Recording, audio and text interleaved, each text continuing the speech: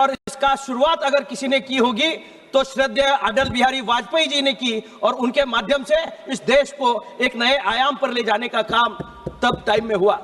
तब भी ये कहा जाता था कि न्यूक्लियर पावर की जरूरत भारत को क्या है, लेकिन अटल जी ने अटल निश्चय से ये साबित कर दिया कि आने वाला भविष्य एनर्जी का होने वाला है, और एनर्जी को अगर हम न्यूक्लियर पावर से ले पाए तो निश्चित रूप से जो पारंपरिक ऊर्जा होती थी उससे बचत करते हुए उन्होंने एक नया आयाम रखा। तब भी विपक्ष के लोग कहा करते थे कि भारत न्यूक्लियर की जरूरत नहीं है, लेकिन मैं ये कहना चाहूंगा कि आज भारत एक नए विपक्ष के लोग तभी नहीं, आज मैं आपसे आप उनकी बात करें, कृपया बैठे बैठे आप किसी कोई बोलिए। और ये कांग्रेस का तब का कहना था कि न्यूक्लियर पावर की जरूरत नहीं है, लेकिन अटल जी के विश्वास ने लोगों को के सामने एक उदाहरण रखा, और अमेरिका जैसी देश भी तब इसका विरोध कर रहे थे, लेकिन भारत ने अपना लोहा मनाया, और निश्चित रूप से अटल जी के वजह से आज देश एक नए आयाम पे, ऊंचाई पे जा रहा है। मैं कुछ प्रावधान जो यहाँ है न्यूक्लियर एनर्जी के बारे में, वो मैं आपके सामने मद्देनजर रखना चाहूंगा। कुछ क्लॉजेस नए इसमें ऐड किए गए हैं।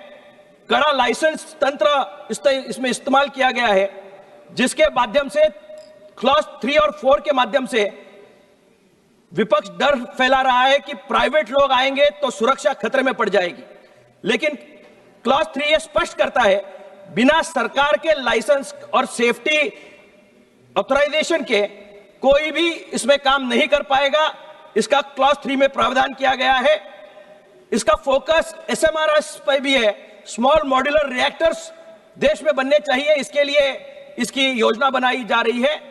ये मोबाइल फोन की तरह छोटे छोटे पोर्टेबल होंगे, जिनके वजह से युवाओं को न्यूक्लियर वैज्ञानिक बनने में एक नया मौका बन जाएगा। क्लॉज 4 की तरह की वजह से रेडियो एक्टिव पदार्थों की सुरक्षा, security of radio active material के लिए सरकार ने विशेष शक्तियों अपने पास रखी है।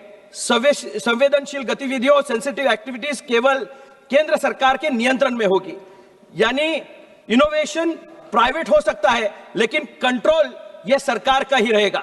निश्चित रूप से सरकार सुरक्षा कवच के रूप से इसमें देख रही है। क्लॉज 14 लायबिलिटी जो है, यह प्रावधान जनता के विश्वास के लिए सबसे जरूरी है। क्लॉज 14 में सरकार जिम्मेदारी ले रही है, परमाणु दुर्घटना अगर कोई हो तो उसकी सारी जिम्मेदारी केंद्र सरकार की होगी। यह निश्चय के साथ सरकार इसके लिए आगे बढ़ रही है। इसके लिए न्यूक्लियर लायबिलिटी फंड भी अलग से बनाया जा रहा है। लोगों को सस्ती बिजली चाहिए सर, और अगर थर्मल एनर्जी हो या अदर रिसोर्सेस है, उससे सस्ती बिजली अगर हमें देनी है तो हमें न्यूक्लियर एनर्जी को यूटिलाइज करना, उसका प्रावधान करना बहुत जरूरी हो गया है। सस्ती बिजली की गारंटी देने के लिए आम आदमी का सवाल यही रहता है। क्लॉज 37 में सरकार यह अधिकार अपने पास रखती है कि परमाणु बिजली के टैरिफ का जो नियंत्रण है वो सरकार ही निश्चित करेगी। इसमें ईंधन की लागत हो, कचरे का प्रबंध, वेस्ट मैनेजमेंट हो का खर्चा हो, जोड़कर इसकी जो लागत है उसके बाद ईज ऑफ लिविंग के लिए इसका एक हिस्सा निश्चित रूप से सरकार करने का प्रावधान कर रही है। विवाद निवारण और नियामक क्लॉज 54, 57 और स्टैट्यूटरी स्टेटस AERB को तथा एक हमारा रेगुलेटरी AERB केवल एक बोर्ड था, अब उसे कानून के तहत वैज्ञानिक दर्जा स्टैट्यूटरी स्टेटस देने का प्रावधान है, मिल रहा है। वह अब सख्ती से काम कर पाएगा। निश्चित रूप से ये सारे प्रावधान जो बनाए हैं, ये सरकार ने अच्छी योजना के तहत बनाया हुआ है।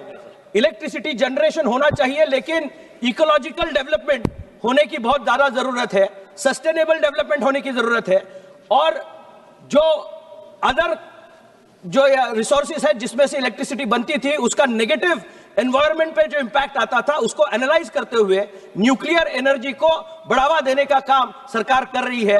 और 2247 तक 100 न्यूटन मीटर्स का उनका संकल्प है। उनका संकल्प है कि ये बढ़कर वहां तक यहां जाना चाहिए।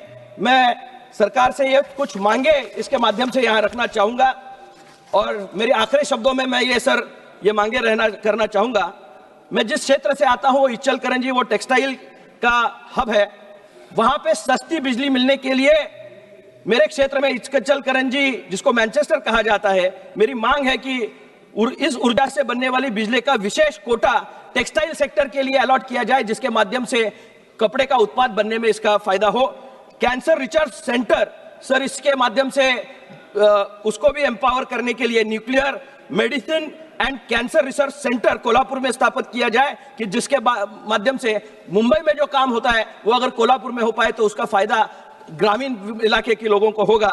मैं धन्यवाद। टेक्सटाइल के साथ ही निश्चित रूप से शांति बिल का मैं स्वागत करते हुए ये आखिरी पंक्तियां कहना चाहूंगा।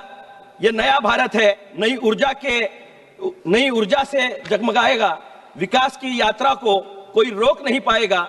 यह शांति का बिल दस्तावेज है उस सुनहरे कल का जो 2047 में हमारे देश को विकसित भारत बनाएगा। बहुत बहुत धन्यवाद। Thank you very much. Shrimati Pratima Mandal ji.